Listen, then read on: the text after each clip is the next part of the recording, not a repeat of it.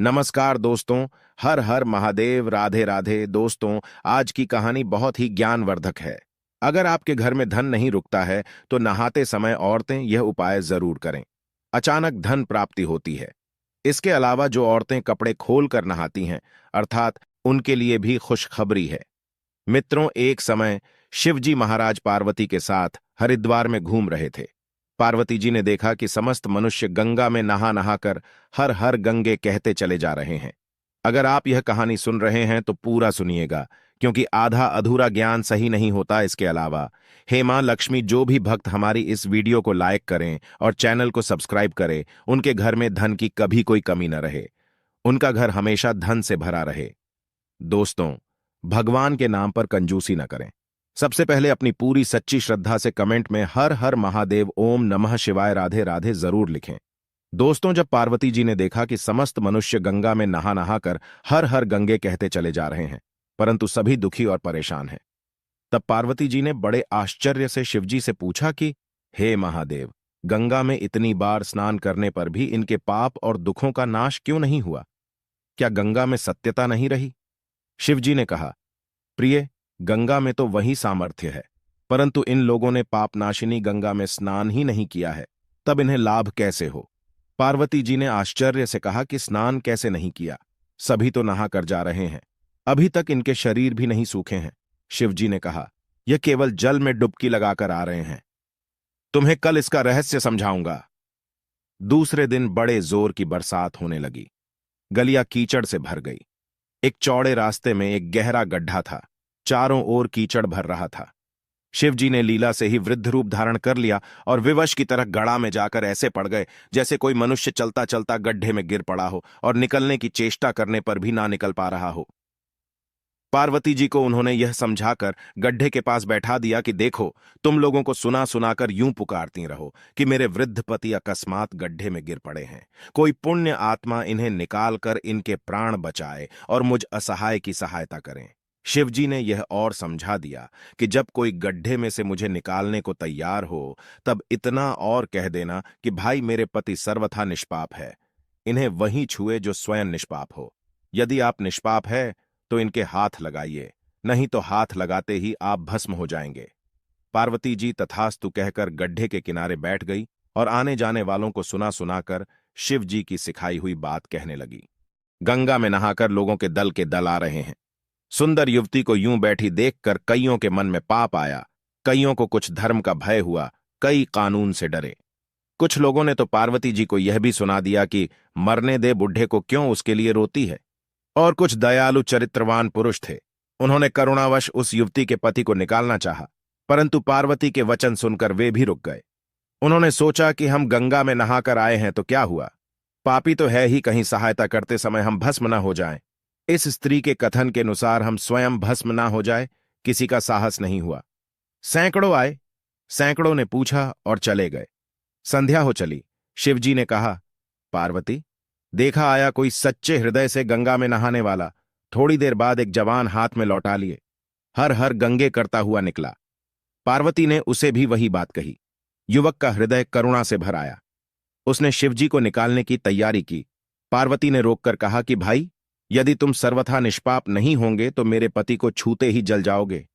उसने उसी समय बिना किसी संकोच के दृढ़ निश्चय के साथ पार्वती से कहा कि माता, मेरे निष्पाप होने में तुझे संदेह क्यों होता है? देखती ही नहीं, मैं अभी गंगा नहाकर आया हूं। भला गंगा में गोता लगाने के बाद भी कभी पाप रहते हैं? अभी तुम्हारे पति को निकालता हूं। युवक ने लपककर बूढ़े को ऊपर उठा लिया। शिव पार्वती ने उसे अधिकारी समझकर अपना असली स्वरूप प्रकट कर उसे दर्शन देकर कृतार्थ किया। शिवजी ने पार्वती से कहा कि इतने लोगों में से इस एक ने ही गंगा स्नान किया है। इसी दृष्टांत के अनुसार जो लोग बिना श्रद्धा और विश्वास के केवल दंभ के लिए गंगा स्नान करते हैं, उन्हें वास्तविक फल नहीं मिलता, परंतु इसका यह मतलब नहीं कि गंगा स्नान व्यर्थ जाता है। गंगा स्नान का बहुत पुण्य भी है। इसके बाद शिवजी ने पार्वती जी से कहा, अब मैं आपको 12 बातें बताता हूं। जो भी मनुष्य इन 12 बातों को नहाते समय ध्यान में रखता है, वह कभी भी दुखी नहीं रहता है। उसके घर में मां लक्ष्मी का वास हो जाता है। उसके घर में अपार धन आता है। घर में कभी भी लड़ाई झगड़ा नहीं होते हैं। उसका पूरा परिवार हंसी खुशी जीवन व्यतीत करता है। तब माता पार्वती ने कहा, हे भगवान, आप हमें यह वह 12 बातें बता दीजिए। इसके बाद भगवान शिव उन बातों को बताना शुरू कर देते हैं और माता पार्वती बहुत ध्यान से सुनने लगती है। दोस्तों, यह 12 बातें आप लोग भी बिल्कुल ध्यान से सुनना। इसके बाद भगवान शिव कहते हैं, प्रिय, यह 12 बातें बताने के बाद मैं आपको एक बात और बताऊंगा जो औरतों के लिए है। जो औरतें कपड़े खोलकर स्नान करती हैं, उनके लिए यह बात बहुत ही महत्वपूर्ण है। तो पार्वती जी, इस बात को आप बहुत ही ध्यान से सुनना। तभी शिवजी अपनी वाणी को शुरू कर और बताने लगते हैं। दोस्तों, शिवजी कहते हैं, स्नान करने से शरीर निरोगी रहता है और मन प्रसन्न रहता है। नहाने से चेहरे की क्रांति और शारीरिक आकर्षण में भी बढ़ोतरी होती है। अगर इस नित्य कर्म के दौरान कुछ बातों का ध्यान रखा जाए तो आध्यात्मिक से भी ज्यादा लाभ पाया जा सकता है। नहाने के क्रम में जिन बातों का ख्याल जरूरी रखा जाना चाहिए, अब उन बातों के बारे में बताने जा रहा हूं। प्रिय, आप इन बातों को बिल्कुल ध्यान से सुनना।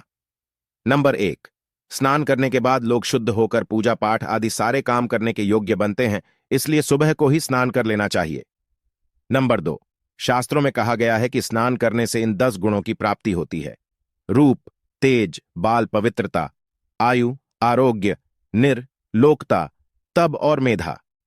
नंबर 3, लक्ष्मी, धन, पुष्टि व आरोग्य और स्वास्थ्य चाहने वालों को हर मौसम में और हर दिन स्नान करना चाहिए।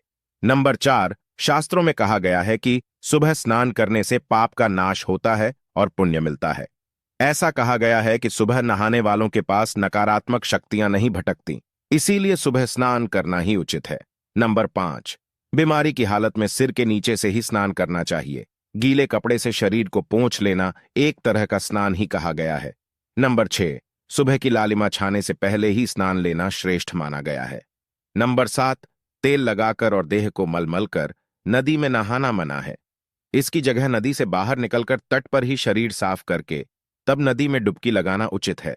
नंबर 8, जिन घाटों पर कपड़े धोए जाते हैं वहां का जल अपवित्र माना गया है, इसलिए वहां से कुछ दूर हटकर ही नहाना चाहिए।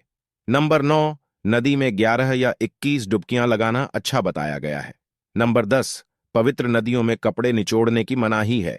नदी में किसी तरह की गंदगी नहीं बहानी चाहिए। नंबर 11, नल की तुलना में झरने का पानी, झरने से ज्यादा नदी का पानी, नदी के पानी से किसी तीर्थ का जल, तीर्थ के जल से गंगा जल अधिक श्रेष्ठ माना गया है। नंबर 12, गंगा माता का कथन है कि स्नान करते वक्त कोई चाहे जहां भी मेरा स्मरण करेगा, मैं वहां के जल में आ जाऊंगी। इसके बाद शिवजी ने कहा, अब मैं आपको औरतों के बारे में बताता हूं जो औरतें कपड़े खोलकर स्नान करती हैं। शिवजी ने कहा, हिंदू धर्म शास्त्रों में हर एक चीज के लिए कुछ नियम बनाए गए हैं। इन नियमों में से एक है स्नान को लेकर की गई बातें। ऐसा माना जाता है कि आम व्यक्ति को शास्त्रों के नियमों का पालन जरूर करना चाहिए, जिससे घर की सुख समृद्धि बनी रहती है और खुशहाली आती है। साथ में अपार धन बरसता है, माता लक्ष्मी प्रसन्न होती है। दरअसल हमारे शास्त्रों में ऐसी कई बातें लिखी गई हैं जिनका हम पालन सदियों से करते चले आ रहे हैं, लेकिन उसके कारणों के बारे में अभी भी पूरी जानकारी नहीं है। ऐसे ही नियमों में से एक है निर्वस्त्र स्नान करना। आपने अक्सर घर के बड़ों को ऐसा कहते सुना होगा कि कभी भी स्नान बिना कपड़ों के यानी निर्वस्त्र नहीं करना चाहिए। अगर हम पौराणिक कथाओं की बात करें तो निर्वस्त्र स्नान की मनाही का एक सबसे बड़ा कारण कृष्ण जी के समय से जुड़ा है। पौराणिक कथाओं के अनुसार एक बार जब गोपिकाएं सरोवर में स्नान कर रही थीं और वो निर्वस्त्र थी, उस समय बाल कृष्ण ने गोपियों के सभी वस्त्र छिपा दिए। उस समय जब कृष्ण जी ने उनके वस्त्र छिपा लिए और गोपियों ने अपने वस्त्र वापस लेने की प्रार्थना की, तब कृष्ण जी ने उन्हें समझाया कि कहीं भी बिना वस्त्र धारण किए स्नान नहीं करना चाहिए। इससे जल के देवता वरुण का अपमान होता है, इसलिए आपको निर्वस्त्र स्नान न करने की सलाह दी जाती है। अगर आप नहाते समय यह सोचते हैं कि बंद कमरे में कोई आपको नहीं देख रहा है, तो ऐसा गलत है, क्योंकि ईश्वर आपको हर स्थान पर देखते हैं। यदि आप निर्वस्त्र होकर स्नान कर रहे हैं तो ये मुख्य रूप से जल के देवता वरुण का अपमान करने जैसा होता है। निर्वस्त्र स्नान से आपको पाप लग सकता है और आर्थिक और शारीरिक नुकसान पहुंच सकते हैं। यदि आप निर्वस्त्र स्नान करते हैं तो आपके शरीर में नकारात्मक ऊर्जा प्रवेश करती है और आपकी मानसिकता भी नकारात्मक हो सकती है। इसलिए हमेशा आपको यही सलाह दी जाती है कि भले ही आप नहाते समय कोई एक कपड़ा धारण करें, लेकिन बिना कपड़ों के स्नान न करें, तभी आपके लिए बेहतर होगा। निर्वस्त्र स्नान से शरीर की सकारात्मक ऊर्जा शरीर से बाहर निकल सकती है और इसका प्रभाव आपके शरीर के साथ मन मस्तिष्क में भी होता है। गरुड़ पुराण के अनुसार जब आप स्नान करते हैं, तब आपके पितृ यानी मृत पूर्वज आपके आसपास मौजूद होते हैं। यदि आप निर्वस्त्र स्नान करते हैं, तो आपको पितृदोष लग सकता है। ऐसे स्नान करने से आपके पितरों को तृप्ति नहीं मिलती है और ये घर में पितृदोष का कारण बन सकता है और ये वस्त्रों से गिरने वाले जल को ग्रहण करते हैं, जिनसे उनकी तृप्ति होती है। निर्वस्त्र स्नान करने से पितर अतिरिक्त नाराज होते हैं, जिनसे व्यक्ति का तेज बल, धन और सुख नष्ट होता है। इसलिए कभी भी निर्वस्त्र होकर स्नान नहीं करना चाहिए। पुराणों के अनुसार नहाने वाला पानी पूर्वजों के हिस्से जाता है और निर्वस्त्र होकर नहाने से इसे पितरों के समक्ष बिना कपड़ों के नहाना माना जाता है। शास्त्रों में ऐसी मान्यता है कि यदि कोई निर्वस्त्र स्नान करता है तो माता लक्ष्मी उससे रूठ सकती है। इससे आपकी कुंडली में धन हानि के योग बन सकते हैं और आपकी आर्थिक स्थिति खराब हो सकती है। इन्हीं कारणों से आपको निर्वस्त्र स्नान न करने की सलाह दी जाती है और शास्त्रों में भी इस बात की मनाही है। दोस्तों, हमारा यह चैनल प्राचीन आस्थाओं पर आधारित है। अगर आप भी इन आस्थाओं में विश्वास रखते हैं तो इस चैनल को अभी सब्सक्राइब करें, जिससे आपको हमारी आने वाली समस्त जानकारी आपको प्राप्त हो सके। और वीडियो को लाइक करें, शेयर करें और हर हर महादेव लिखना ना भूलें। धन्यवाद।